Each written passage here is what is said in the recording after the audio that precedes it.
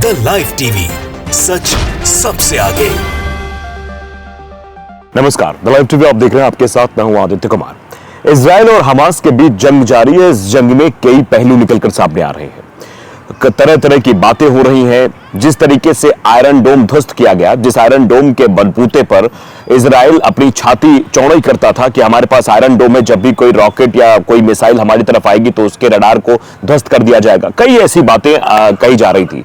लेकिन अब जो वहां से बातें इजराइल से निकल रही हैं वो ये है कि कोई जिन्न आ गया है, कोई भूत आ गया है, घोस्ट आ गया है। ऐसी क्या ताकत आ गई है हमास के पास जो लगातार वो अटैकिंग मोड में दिखाई दे रहा है। वहां के सैनिक जो आ रहे हैं वो तरह तरह की बातें करते हुए नजर आ रहे हैं। दरअसल जब 7 अक्टूबर को हमास द्वारा हमला किया गया इजराइल पर, उसके बाद हमास पर जो हमला किया गया इजराइल की तरफ से, वो दिखाता है गाजा पट्टी में मरने वालों की संख्या लगातार बढ़ रही है। आप जानते हैं कि ये आंकड़ा जो है वो तकरीबन 9,000 को पार कर चुका है। इसमें 3,500 के आसपास बच्चे भी हैं, जिनका जिक्र हम हर बार करते हैं। इन्हीं बच्चों को लेकर अभी बराक ओबामा ने भी अपना स्टेटमेंट दिया था। उस स्टेटमेंट को भी बताया हमने। हम दरअसल चर्चा किस बात की कर रहे हैं, डर किस बात को इजराइल को हो रहा है। पहले इजरायली मीडिया की तरफ से बातें निकलकर सामने आती हैं।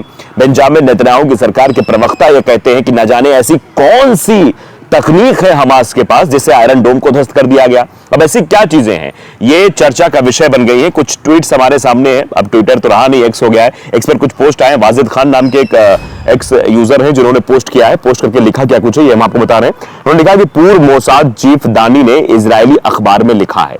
एक इजरायली अखबार में एक लेख लिखा गया है, जिस लेख के माध्यम से बताने की कोशिश की गई है। मुझे समझ नहीं आ रहा कि हो क्या रहा है। मतलब बहुत विस्मय हो गया है।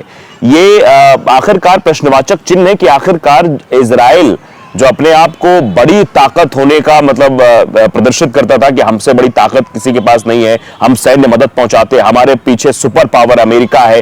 लगातार ब्लिंकन वहां जा रहे हैं, विदेश मंत्री दौरा कर रहे हैं, बराक ओबामा आ रहे हैं, माफ कीजिएगा वहां पर जो है लगातार जो बाइडेन भी आ रहे हैं, दौरा कर रहे हैं। अमेरिका दोहरी लड़ाई लड़ रहा है, आप जान रहे हैं। यूक्रेन और रूस के बीच युद्ध चल रहा है, उसमें यूक्रेन के साथ खड़ा हुआ है अमेरिका। अमेरिका लगातार वहां हथियार सप्लाई कर रहा है, सैन्य मदद पहुंचा रहा है, और यहां पर भी इजराइल के पीछे खड़ा हुआ है। तो आखिरकार इजराइल क्यों बार बार मात खा रहा है अपने आप में, ये बहुत रोचक बात है। और रोजाना जो तस्वीरें निकलकर सामने आ रही है कि जमीनी अटैक करने इजराइल जा रहा है तो उधर से अटैक हो जा रहा है। हमास के पहले 35,000 लड़ाके वहां इकट्ठा हुए थे।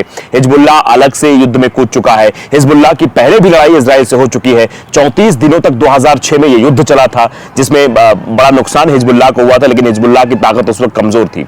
हिजबुल्लाह और हमास दोनों को फंडिंग की बात की जाए या सैन्य मदद की बात की जाए तो ईरान करता है। ईरान भी युद्ध में आने की चेतावनी दे चुका है। इसीलिए हम बार बार कह रहे हैं कि तृतीय विश्व युद्ध होने की आशंका है, क्योंकि हिजबुल्लाह की मदद सिर्फ ईरान ही नहीं कर रहा है।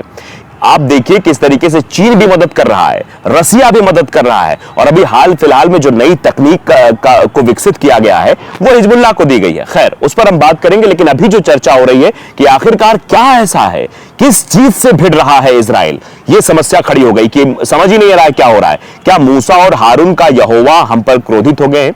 ये दरअसल इनके पुराने नबी रहे हैं, इन्हीं से यहूदियों का जन्म हुआ है। तो उनके बारे में कही जाए, मतलब ईश्वर अपने जिनको मानते हैं ये लोग, उनके बारे में कहा जा रहा है कि मूसा और हारून यहोवा पर क्रोधित हो गए हैं।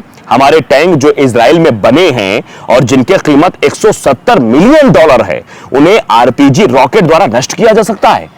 यह अपने आप में बहुत ही विस्मयबोधक बात है कि आखिरकार इतना जो $170 मिलियन से जो बन रहा है, मजबूती उसकी देखिए, क्राइटेरिया उसकी देखिए, टाइगर देखिए, जो टाइगर बख्तरबंद जिन्हें कहा गया, उनकी मजबूती आप देखिए। 14 से 15 सैनिक उसके अंदर बैठते हैं। उसके अंदर बाकायदे मतलब सोफेदार गद्देदार जो है बैठने की व्यवस्था रहती है। चारों तरफ से उस आग ना उसे जला सकती है, ना किसी बम का उस पर असर हो सकता है, फिर भी उसकी हालत खराब हो रही है। तो ये सब चीजें जो हैं वो मतलब एक तरीके से परेशान करने वाली है इजराइल के लिए।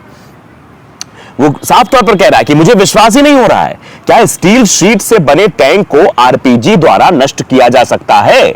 क्या किसी ने नोटिस किया है कि जब इस रॉकेट से टैंक उड़ाए जाते हैं तो जमीन हिलती है और ऐसा लगता है कि मानो कई टन वजनी बम उस पर गिरा हो।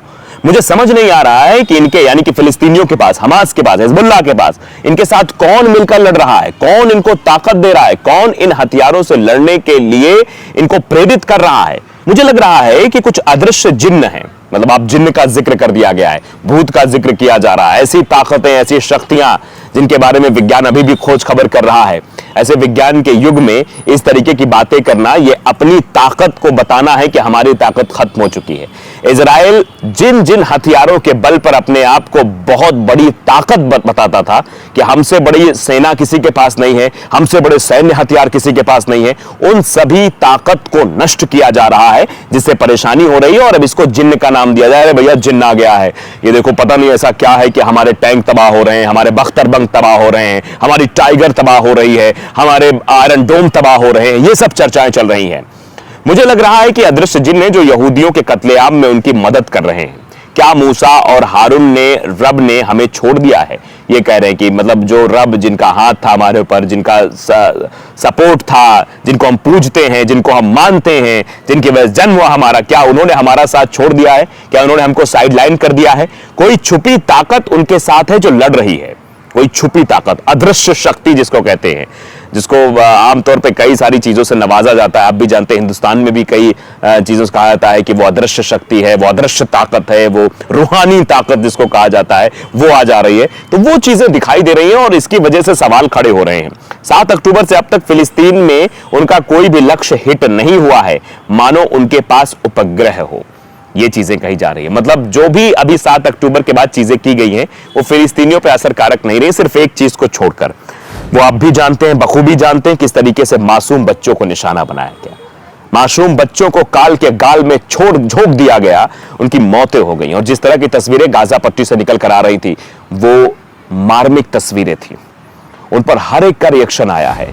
बराक ओबामा जो कि पूर्व राष्ट्रपति हैं अमेरिका के, उन्होंने भी ये कहा है कि बच्चों को मरने से कैसे बचाया जा सकता है, इस पर फोकस करने की जरूरत है, इस पर ध्यान देने की जरूरत है।